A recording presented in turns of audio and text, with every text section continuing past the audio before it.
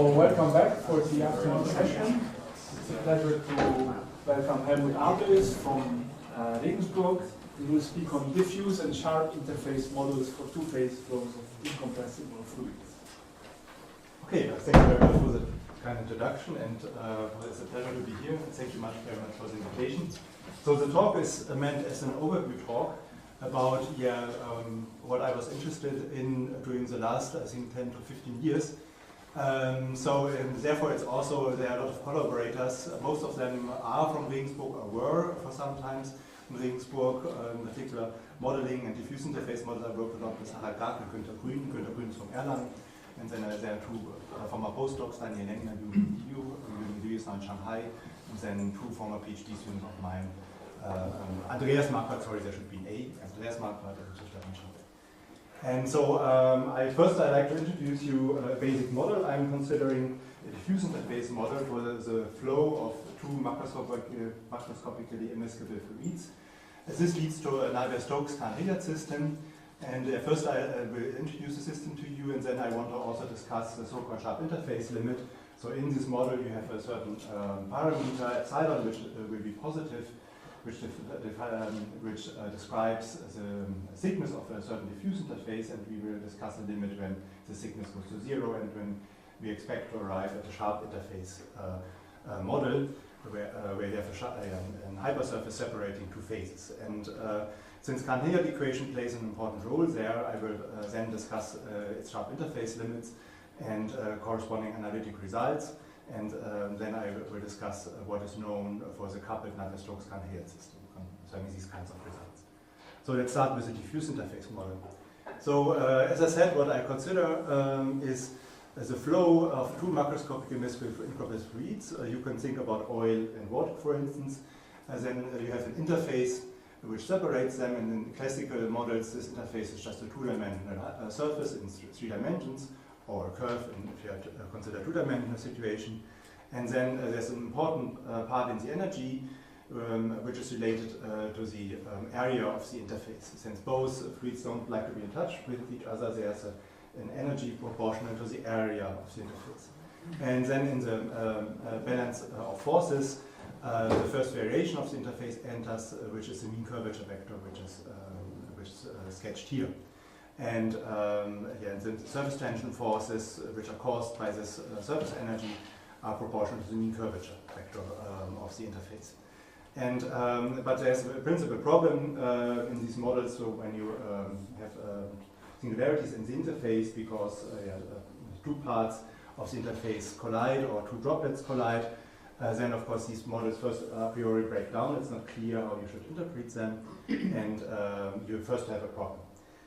But there's one way out, namely that you go to diffuse interface models and take an interfacial layer where both macroscopic immiscible fluids mix into account. And that's an old idea, even going back to van der Waals, that even macroscopic immiscible fluids like oil and water mix on a small length scale.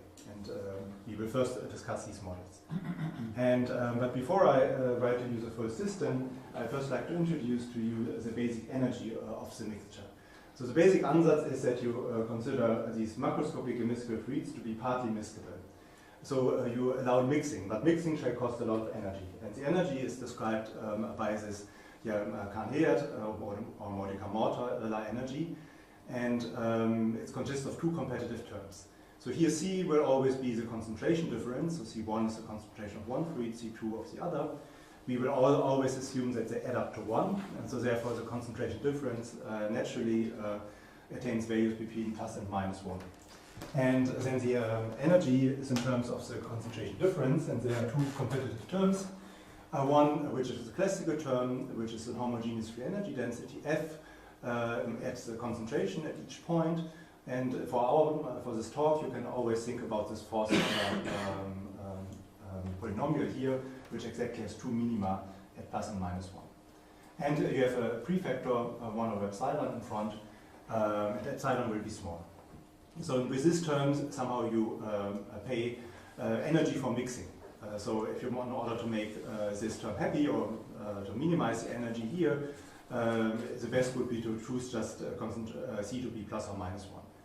On the other hand, you penalize two steep variations of the concentration in terms of the gradient of the concentration squared and integrated this. And here you have the epsilon in front.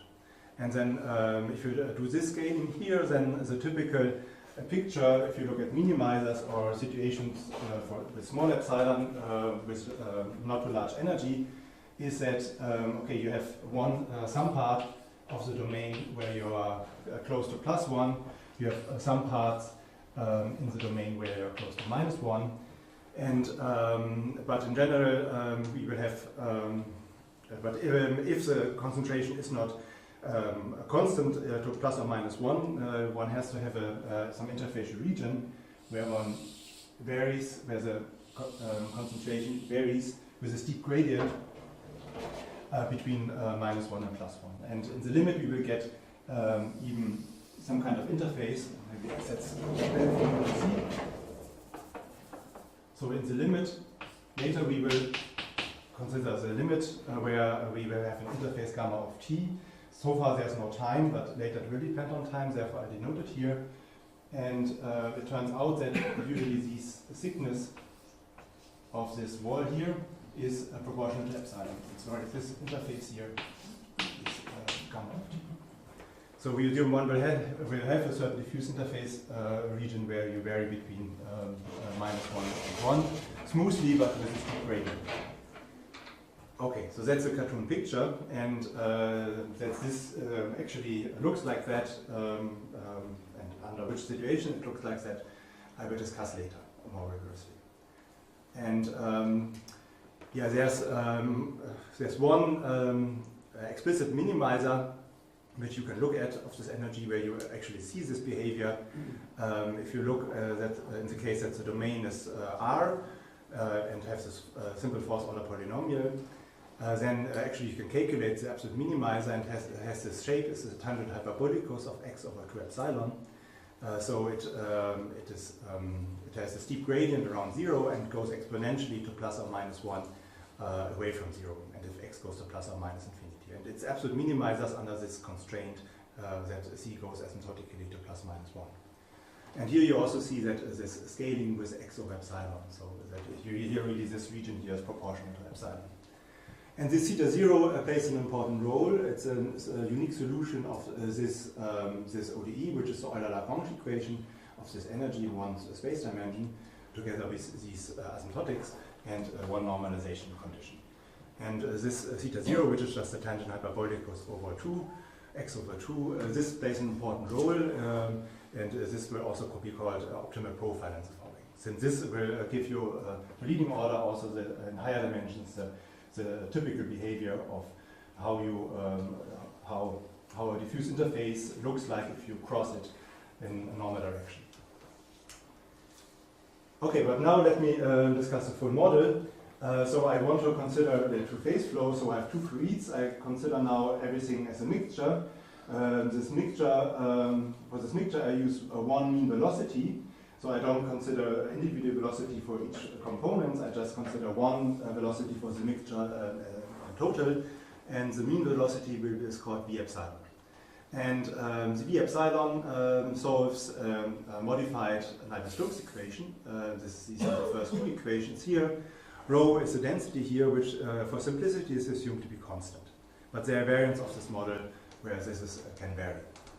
And so then here you have the acceleration of mass particles in the fluids.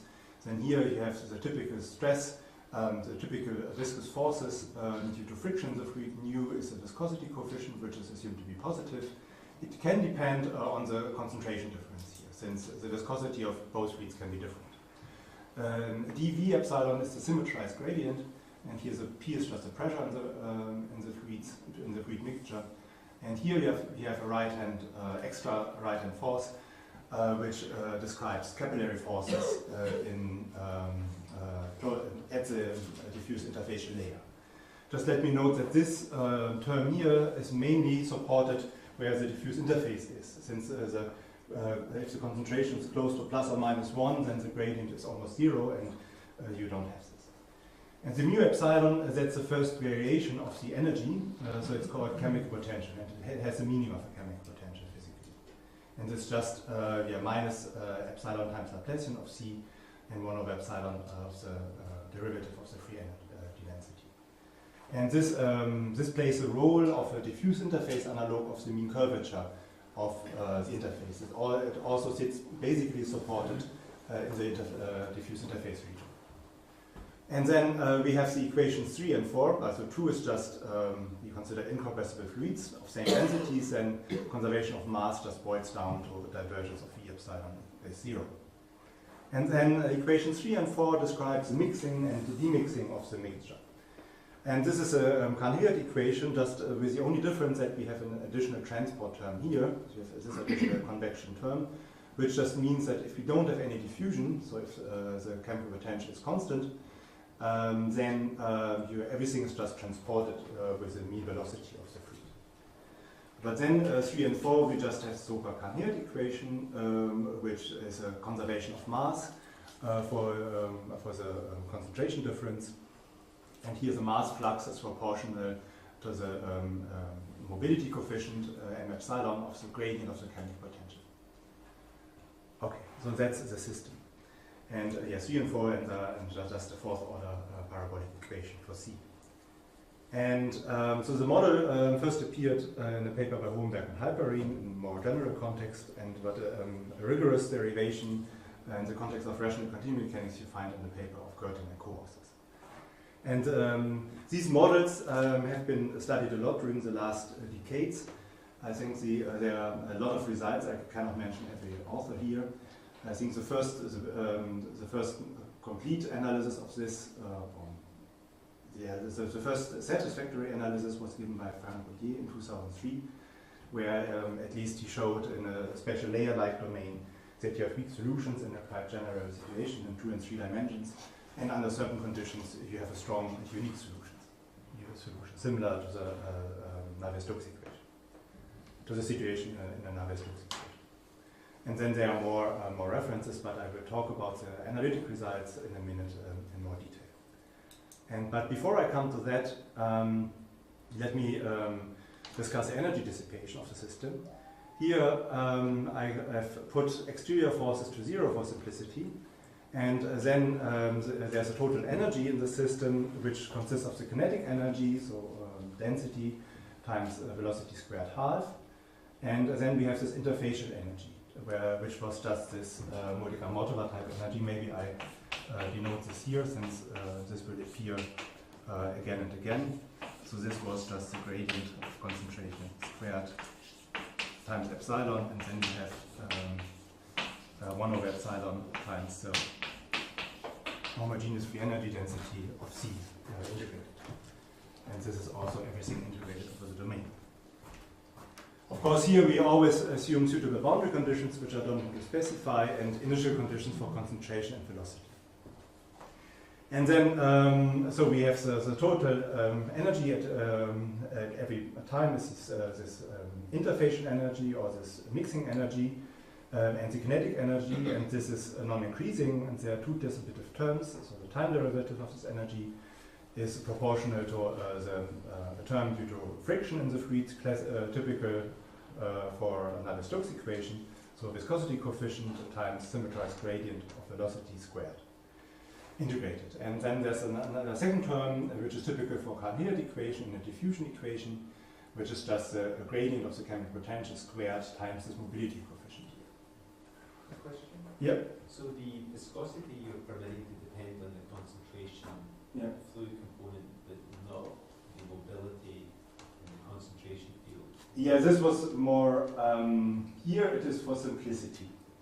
Of course, it would be it's also very reasonable to have the mobility depending on the concentration. Then, of course, you have to rewrite this term in divergence form. But concerning the analytic results and the following, I have to assume a constant mobility for many things, not for everything, but for many things. Okay, but it's a good point that general mobility can depend on concentration. Does it induce a Burgers-like error into the concentration equation if you assume the mobility depends on the concentration? You mean the extra term you get? Yeah. No, it's more that you have to rewrite 3 a bit differently. Maybe I put it here. I have here the. If you write it. Oh, sorry. The general form would be this. You have to write it as in the reference form. But concerning existence of weak solutions, for instance, everything is fine. For instance, mobility stays positive. One can also treat cases where this degenerates and if C goes to plus or minus 1. But then the analysis is more and more difficult. But everything concerning existence of strong solutions and higher regularity and singular limits, I can only do it for constant mobility. But physically, we won't start with this form. Okay, are there more questions? Okay, so then continue. Let's continue. Okay, so next I wanted to present to you one result on existence of weak solutions and regularity and uniqueness of these solutions, which is comparable to what is known, what state of the art for incompressible Stokes equation. And of course, for in particular for everything concerning existence of global weak solutions, the energy dissipation laws and a priori estimates coming from this play an important role. And there, this dissipation law, of course, is important, since when you integrate this in time, it gives you good a priori estimates of the gradient of velocity in L2 squared in space-time and gradient of chemical potential. At least as long as the viscosity and mobility stay strictly positive. And as a result, which I briefly want to present to you, is as follows. It's by now more than 10 years old, but just to show you what's basically known. So we discuss things in a sufficiently smooth bounded domain in 2 and 3 space dimensions. And you start with initial velocity and initial concentration such that the initial energy are finite. And then one has, for globally in time, a weak solution, which which is in these function spaces, where the first line just comes from the a priori estimate. So by the boundedness of energy, you get that velocity and gradient of concentration is square integrable uniformly in time. And as I said before, gradient of velocity and gradient of chemical potential will be square integrable in space-time. And you can derive, using the equation for the chemical potential, you can derive a bit higher regularity. So if you use, this plays an important role in the analysis. One uses the equation for the chemical potential. You know a priori that, for instance, chemical potential is square integrable in space-time. And then you use the regularizing effect of the Laplacian, and basically this gives you that second derivatives of C are square integrable in space-time, and that's basically the regularity given in the second line. And one can show more for the concentration, for instance, that it's uniformly continuous in space and time. And then one can show in 2 space dimensions that weak solutions are unique and regular if you start sufficiently smooth, similar to 2-dimensional Stokes equation. And but of course, in 3 space dimensions, you don't expect that you can be better than incompressible Stokes equation. You can show that if you start sufficiently smooth, at least for some small time, you have a regular solution which is on the time interval where it's regular, it's unique. And one can show that due to the dissipation in the system, everything slows down and velocity goes to 0. And then as soon as velocity is sufficiently small, you can show that for large times the solution is regular, and then on the large time interval it's also unique. And you can also show a convergence to some stationary points. Okay, just some comment. I just state this here for completeness. In this paper, there one important point that was that we can work with so-called singular free energies, which are only definite if C is in the physical reasonable interval and plus infinity outside. This ensures that the concentration stays in the physical reasonable interval, and we can do the analysis with these kind of singular free energies.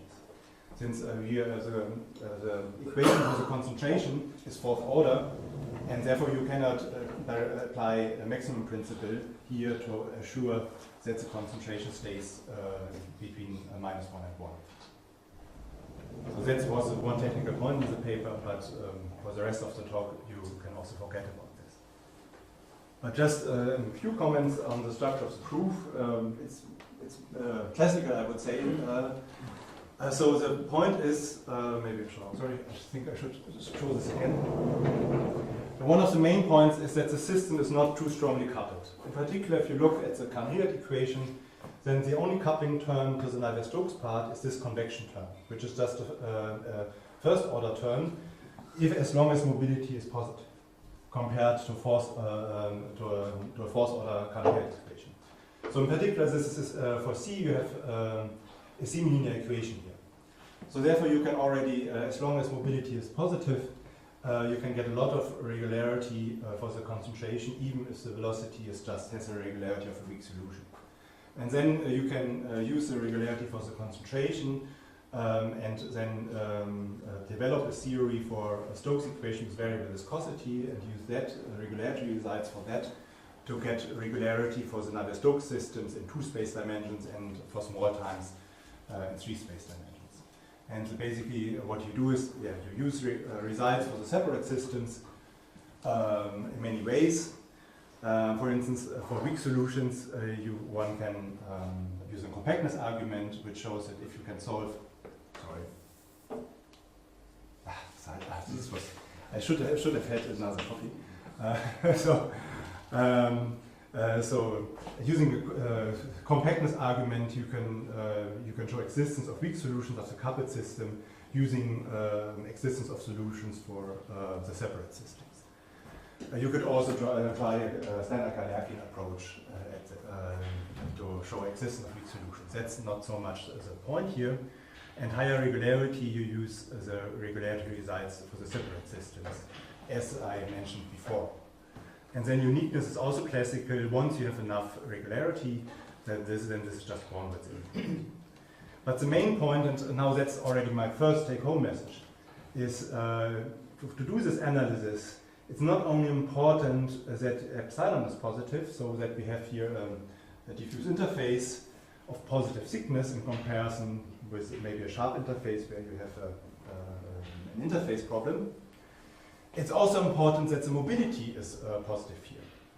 So the mobility, with the mobility you get here really parabolic equation and you get diffusion in the system. Also physically this changes the character of this equation. If you put mobility to 0, put it to 0, then this would be just pure transport of the diffuse interface.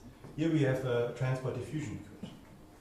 And also for the analysis, this is very essential that mobility is positive. For instance, it gives you the a priori bound of the chemical potential, which is a diffuse interface on analog of the mean curvature of the interface. And this is a priori bounded in L2H1, and gradient is square integral. And without this a priori bound, nothing of this result is not true. Even existence of weak solutions is open problem. So if you would put m to 0 with positive epsilon, existence of weak solutions is an open problem. You can try. Good luck. So if you get a result, please tell me. Okay, so the take-home message was that mobility positive is also important, and in this diffuse interface models we have two things. We have interfacial thickness, epsilon, and a mobility coefficient, which both are positive, and that both are positive are important, and both play an important role. But let me now next discuss sharp interface models. So in the following we want to consider the limit that epsilon goes to 0, and this diffuse interface finally shrinks down to a surface into 3 space dimension. And I'd like to start with the Cahn-Hilliard equation and what is known for that. I even go one step back. I even don't start with Cahn-Hilliard equation. I like to start with the energy. And then there's a famous result, maybe a lot of you know it, due to Modica and Modular, or Modica, in this version, is that there's a gamma limit of this energy if epsilon goes to 0. So if you don't know notion of gamma limits, it's not important. It's a natural notion for convergence of lower semi-continuous functionals.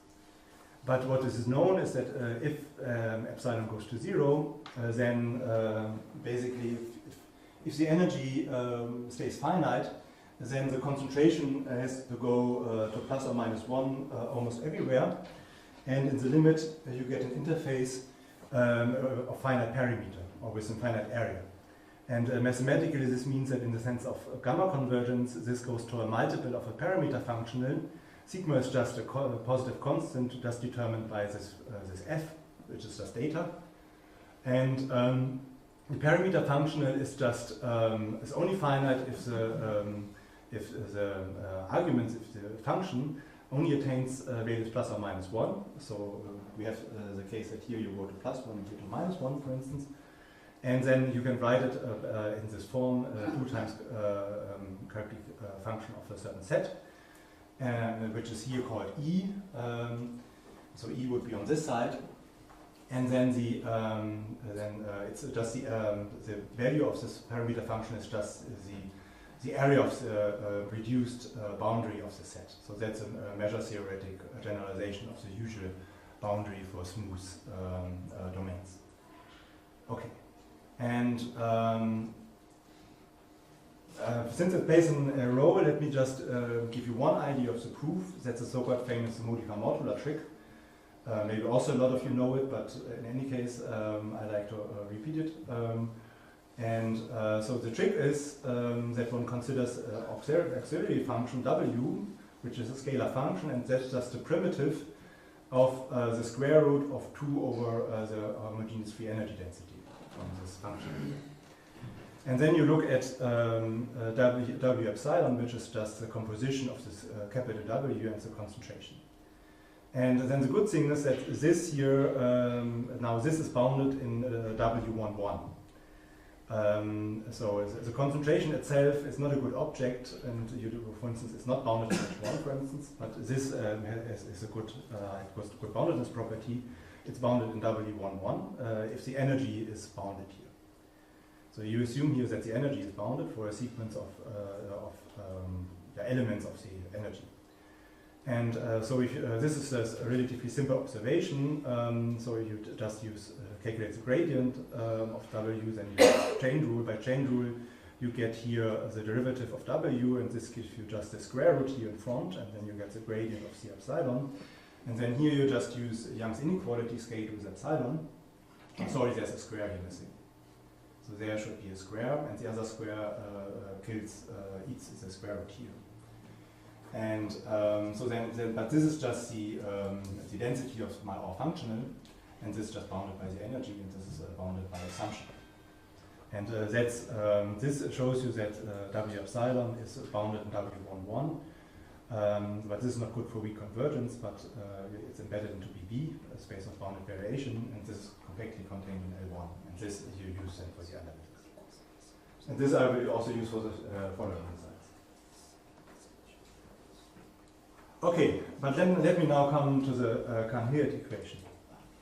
So here it's just the Cahn-Hilliard equation alone, and what is known basically is if now you send epsilon to 0, and the mobility is independent of epsilon, so it's just a positive constant. That's important here. And then also for every time the concentration goes to plus minus 1, and you have a certain set omega plus where concentration goes to plus 1, and omega minus where concentration goes to minus 1, and you have an interface gamma of t which separates those domains. And the evolution of the interface is given by the Mann-Kircher equation. And that's a non-local geometric evolution equation. So here I should explain a bit more my notation. So V gamma is always a normal velocity of the interface. So it's just the movement of the interface in normal direction. If you take a parameterization and take its time derivative and take a normal component of this, then this is the normal velocity. And then the square bracket always means it's the jump of a quantity across the interface in normal direction.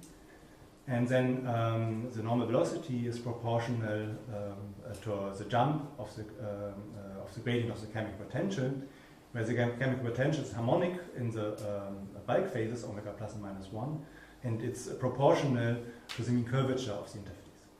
So it's really the limit of the chemical potential here from the Cahn-Hilliard equation.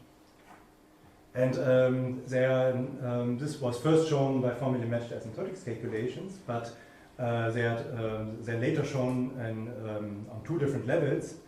There's the result by Alikakos, Bates, and Chen, who show that as long as the limit problem has a smooth solution, you have convergence of solutions to the Cahn-Hilliard equation to solutions of Madel-Kircher equation if you start here with suitable, well-prepared initial data. So if the initial data have a good shape and good form. And this is in some sense for short time, since in general you will only have a smooth solution of the limit problem for a short time. Therefore I call this local strong, the level of local strong solution. But there's another level, another proof, another level to Xin-Fu Chen. He proved convergence of Cahn-Hilliard to Madel-Kircher equation globally in time, but the notion of solutions in the limit is rather weak. In general, you expect that the interface develops singularity, and you have to go to a suitable weak formulation of mean curvature, for instance. And but there he even doesn't use what I would call a weak solution. He works more in some. He has a concept which is based on some terms from geometric measure theory, which are general variables. And these are more objects which generalize the surfaces together with a probability distribution for the normal. So it's more like a measure value solution, this notion here. If you know conservation law, then the corresponding concept would be measure value, Young measure value solution for conservation law would be the corresponding concept for this variable solutions. And just let me quickly show you what the result of Xin-Fu Chen was. And he shows that the concentration goes to a function which is plus minus 1 almost everywhere. So E is a set where it's plus 1. And chemical potential goes to a limit chemical potential in a good space, 2H1. And the characteristic function of the set where C goes to plus 1, that's in PV. So therefore the boundary has a finite D minus 1 dimension Hausdorff measure. And this is a true uniformity. And then one has here the evolution equation, so the equation for the normal velocity in a distributional sense. And one has the law, I would say, this law here, that the chemical potential at the interface is proportional to the mean curvature. This sits in this abstract form here. So if we use the chemical potential times the normal of the interface, so this only sits at the interface, is 1/2, this factor is not important. It's the first variation of a general varifold, which is a rather abstract object. So this is just a measure. So the general varifold, this is just a measure on the space of unit normals, modulo orientation, and for every point in space. So that's a general varifold. And this is something like a measure valued formulation of a weak formulation of a mean curvature. But if you have never seen such weak formulations, don't be scared by the formulas. They are not too important for the problem. And let me give you a glimpse of the proof. The proof is based on the modica modular trick, which I showed you some slides ago, and uses, of course, energy dissipation. And so for every time the Ginzburg-Landau energy, as this modica modular energy, is bounded uniformly if it is bounded initially. And then, of course, we have this distributive term. And then by modifying the arguments of modica modular, you can show that the concentration goes to plus minus 1 almost everywhere. E again is a set where it's plus 1.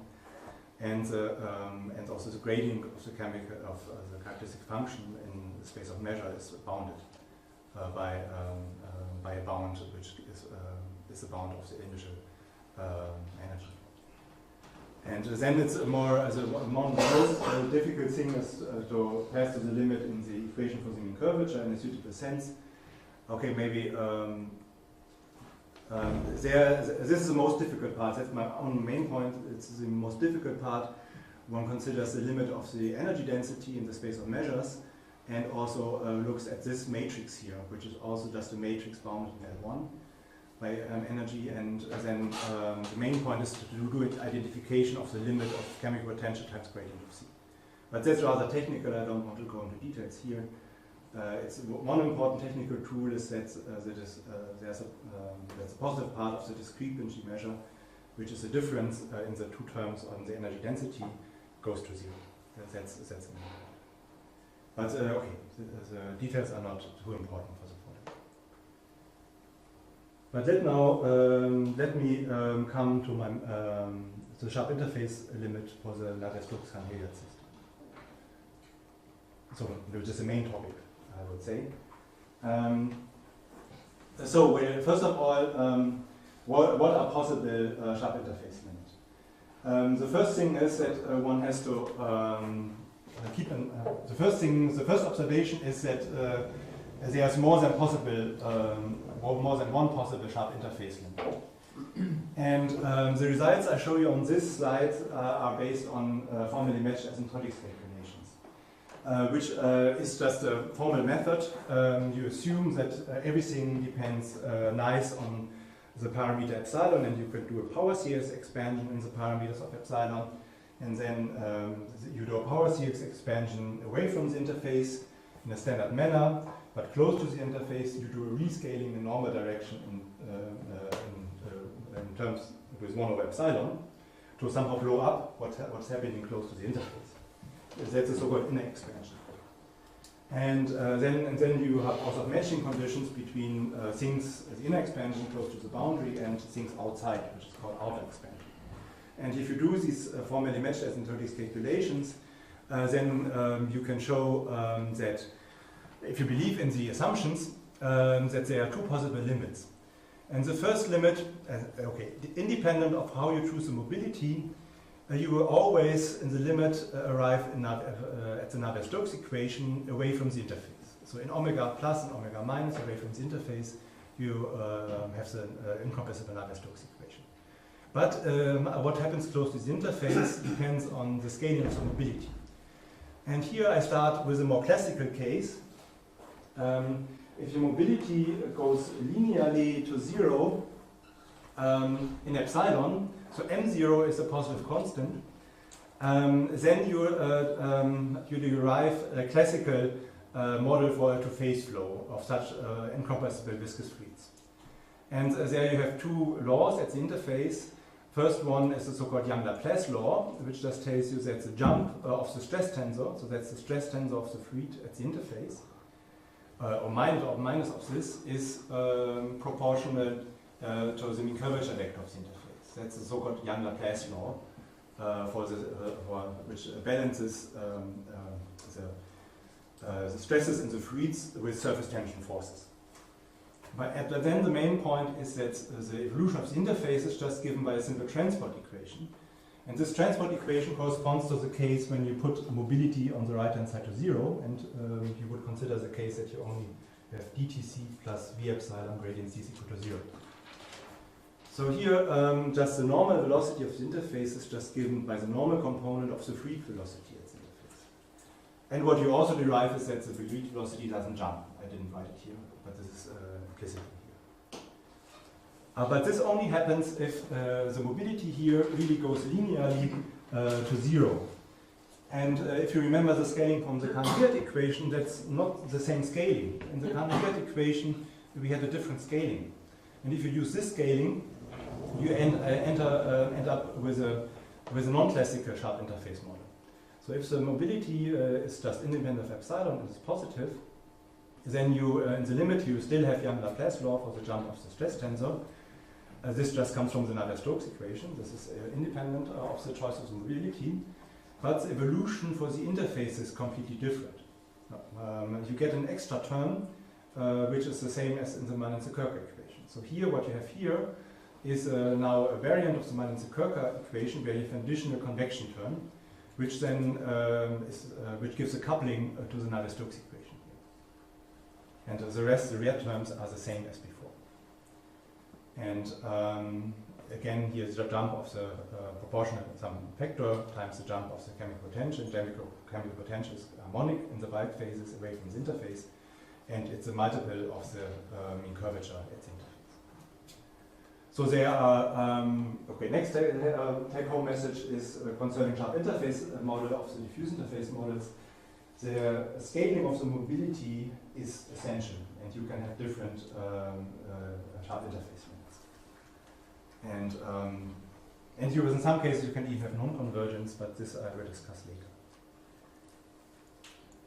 But now let me first tell you a bit about analytic results for these different kinds of systems. Now basically we have four possible choices. We have epsilon positive or 0, and we have mobility positive or 0. And if you, here's an overview. In this matrix there's an overview about the analytic results concerning existence of weak solutions and local strong solutions. And now that's another take-home message is mobility equal to 0 is a bad case, not epsilon to 0. So it's more that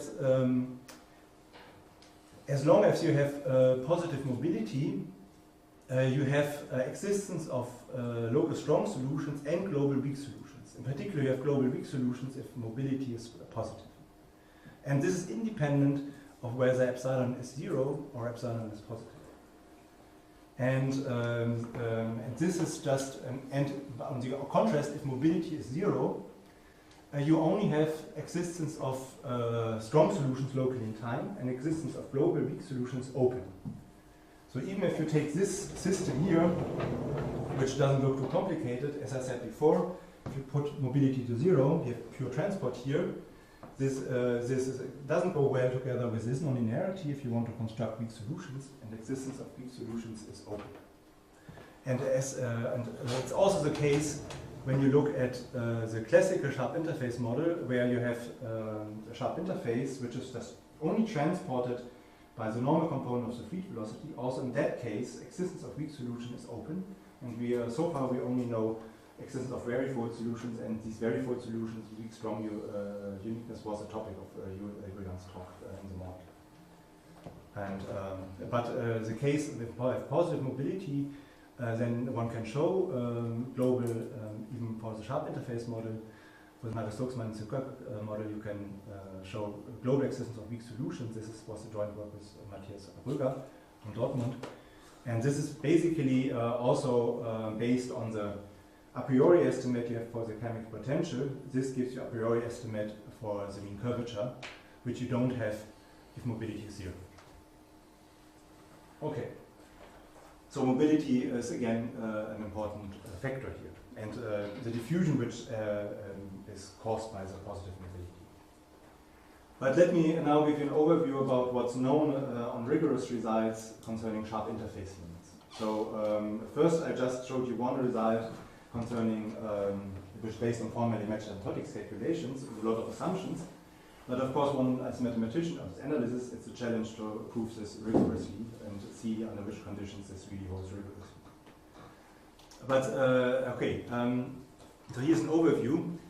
So first, there are results on the level of global weak solutions, similar to the more or less the notion is the same as by the result by Xin-Fu Chen, which I discussed for the Cahn-Hilliard equation. And basically, one can carry over this analysis. And first, this was done if mobility is independent of epsilon. Then you go in the limit to Navier-Stokes Madel-Kircher problem. This was done in the same paper with Matthias Brügger, where we also showed the global existence of weak solution of the limit problem. But the one disadvantage of these results is that there are no convergence rates. Even uniqueness of the limit problem is not. You only have subconvergence results. You only know that there's a subsequence which converges. And as a notion of solutions rather weak, it's even some kind of measure-valued solutions. And this was extended with Daniel Lengler to the case when the mobility goes to zero sublinearly. So these conditions just means it goes slower to 0 than linearly. But in this joint work with Daniel Lengler, we also have shown that if the mobility goes to 0 too fast, so faster than epsilon 3 to 0, then actually we don't have convergence.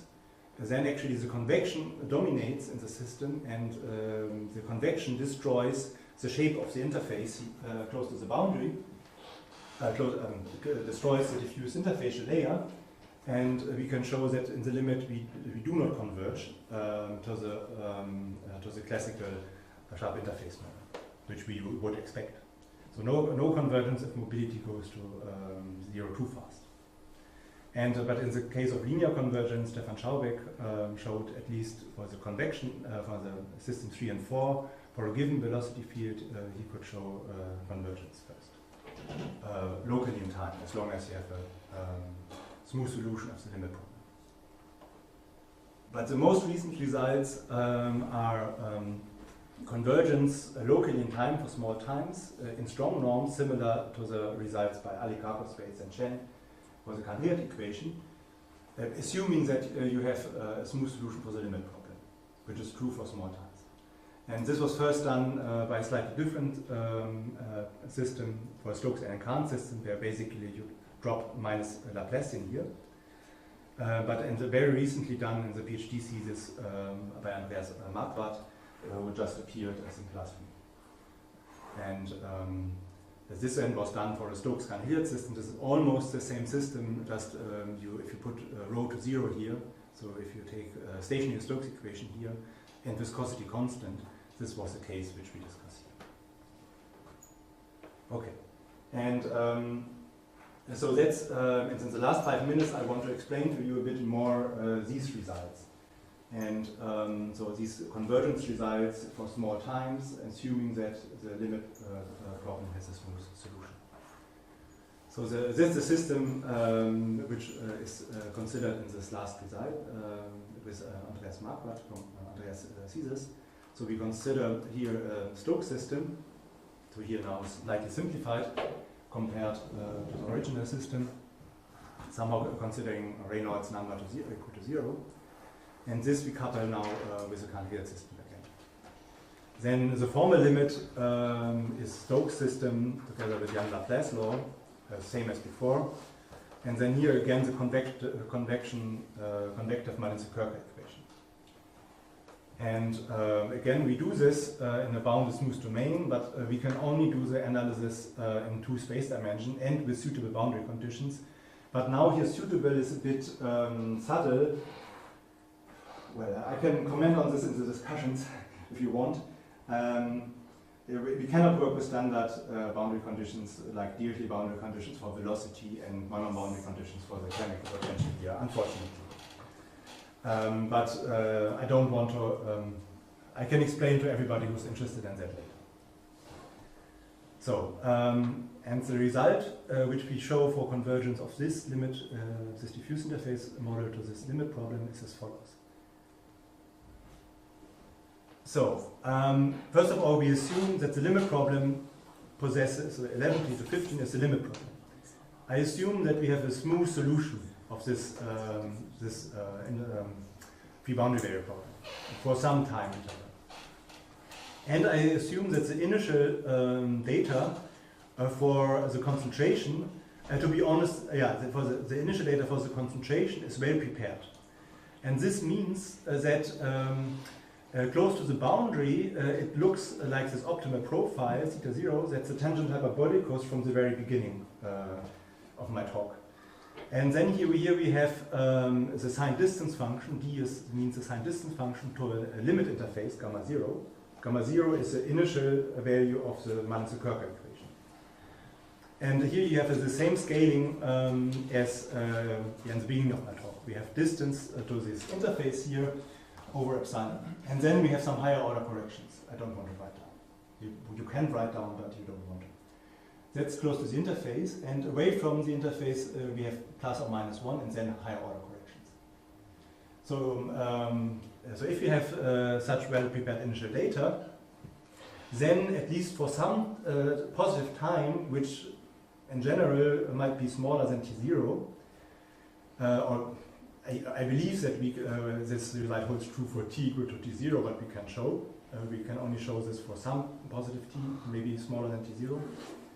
But for this small time, we get convergence in the following sense.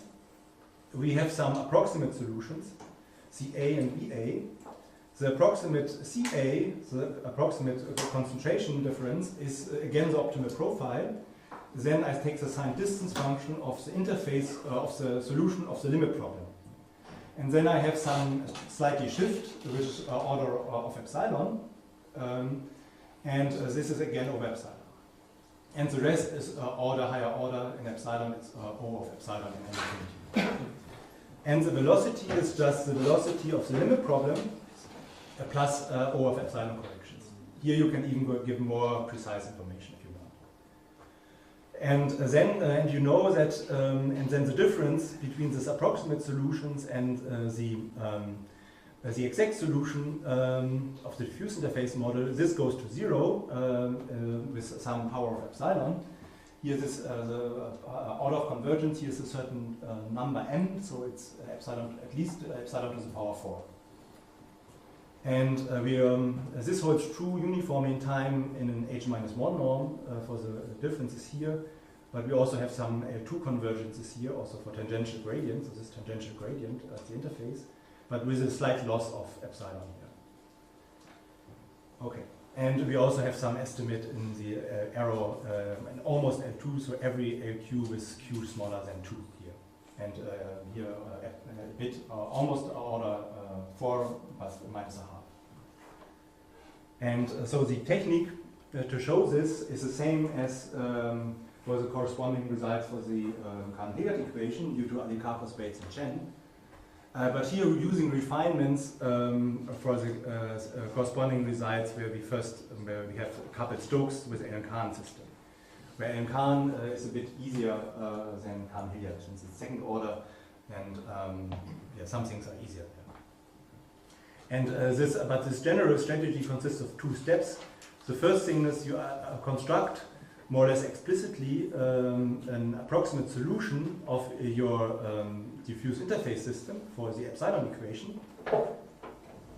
So we have an approximate solution for this system. The only point is that this is now 0 and this is constant. So you can just put this equal to 1 here. And so you construct using formally matched asymptotics calculations rigorously. You can show existence of an approximate solution of the system up to some arrow terms in the order epsilon to the power m, where again m is at least 4. And there are some technical things. There's one of the subtle things is how to approximate this convection term, which is a bit non-standard here. Where here's things. This is something, some part of the velocity field projected at the interface, and this is the point evaluation. And but you, in any case, you construct an approximate solution up to a high order of epsilon. And then basically the rest is energy method. So you consider the difference for approximate and exact solution, and estimate, consider the equation for the difference. Then you have linear parts that you linearize around the approximate solution. Then you have some linear terms and you have nonlinear terms. And now the main point is that you have a good a priori estimate for the linearized terms uniformly in epsilon. So if you linearize, for instance, this term 1 over epsilon f prime Ca, that gives you second derivatives of Ca, but still with 1 over epsilon in front. And one of the main things is that one can use some good bound due to Xinfu Chen of this linearized operator here, which is independent of epsilon. And the bound is in h-1 independent of epsilon. And but then you also have to treat the nonlinear terms. And this you do by using that epsilon, that the power of approximation order in epsilon is higher. Okay. But I think there would be, here's the spectral estimate we use. So that's the quadratic form of this associated linearized operator. And the main point is that this quadratic form is bounded below by some maybe negative constant minus C0, and then here you have the difference u in h-1 squared. And this gives you at least a lower bound. This lower bound gives you a good term which you can use in Cornwell type arguments. But then one also has some good positive terms which we use and some more refined information at the interface, but I'm out of time, so I thank you for the attention.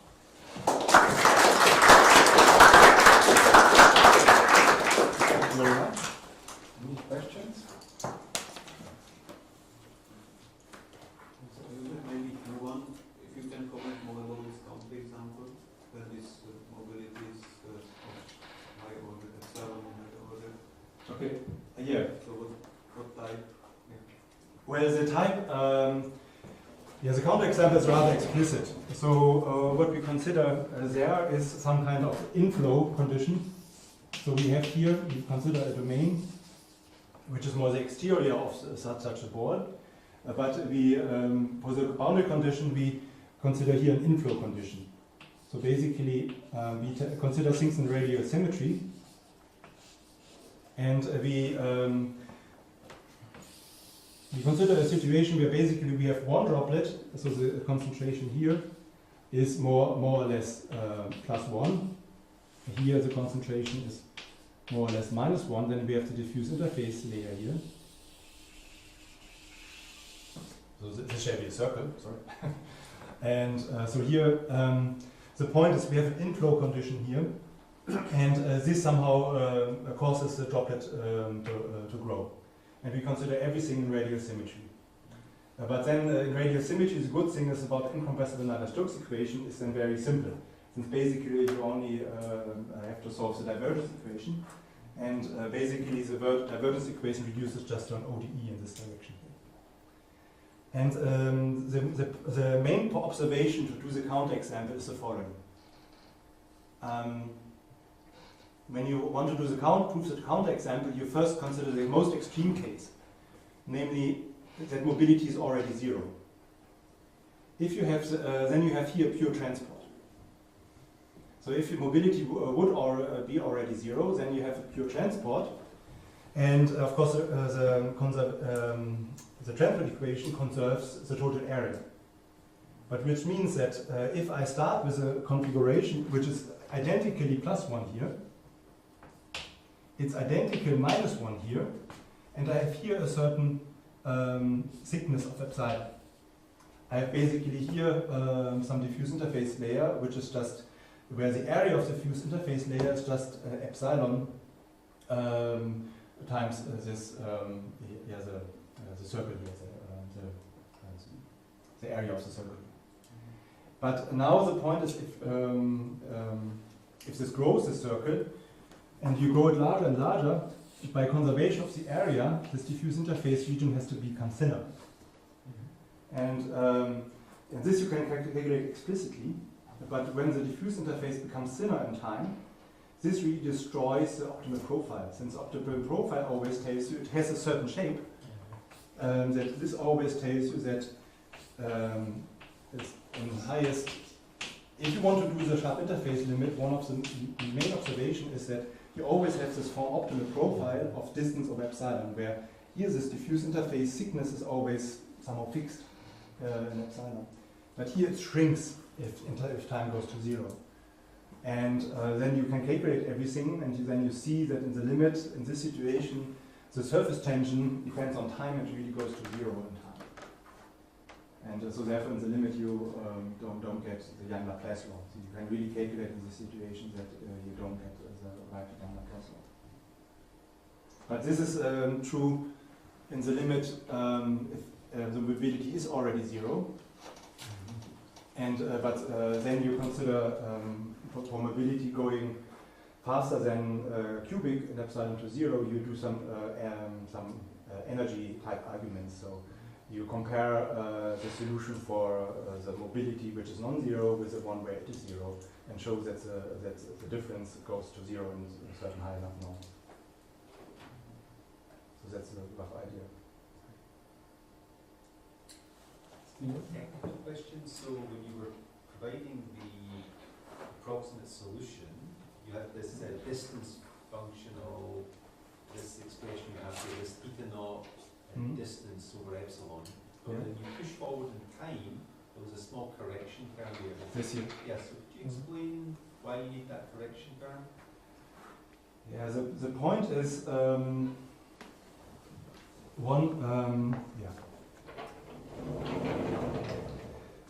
somehow the point is if you should look at the 0 level set of C epsilon, and then let's say in the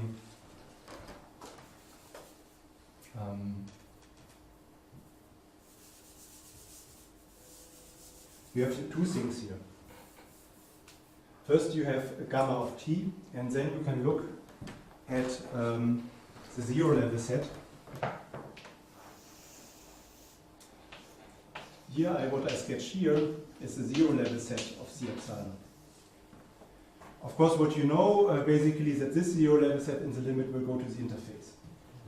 But if you would only take, if you now look at where the theta zero, if you would not have this correction here, then the theta zero would basically, the zero set of CA would basically be here. And this H epsilon is used in order to shift the zero level set of CA a bit in this direction. So basically, at least in highest order, that's here, that's in highest order my H epsilon times epsilon. So it somehow gives you the correction, the distance between gamma t and the zero level set of C epsilon. And it's important that the zero level set of C epsilon approximates well enough the zero level set of C epsilon. That's essential for the analysis, otherwise things do not work simply. Could you also say a little bit about the Allen-Cahn version? So you mentioned the Allen-Cahn work at the end. Could you say a little bit about? Yeah, basically the techniques and ansatzes are completely the same from the basic ideas, and also the principal result is the same. The only point is that here, what's better for Allen-Cahn is that here this O of epsilon term drops out, and one gets, the next term would be O of epsilon squared. I was thinking more of the boundary condition, the okay. The boundary condition in the singular limit. Actually, for the result with the Allen-Cahn equation, what there we have chosen for simplicity periodic boundary conditions. But no. Sorry, no, that's not true. We have chosen. No, in any case, I mean the boundary condition at the interface, because it's coupling motion by mean curvature to. Okay. This you mean? Yeah, the limit problem for Allen-Cahn would be again that you would have normal velocity is equal to a normal component of the fleet velocity, and then you would have here plus maybe a multiple of some mobility coefficient, and then you have mean curvature, and yeah, that's basically the evolution law then for the interface, which is a bit non-classical model. So I don't. This would be in the limit problem. There the total mass of each component would not be conserved, so it would be you would have some kind of phase transitions there. But I don't claim that this is basically very physical model. This is the form I stated it. We used it more as a mathematical first step in order to attack these kind of systems. Okay, thank you very much.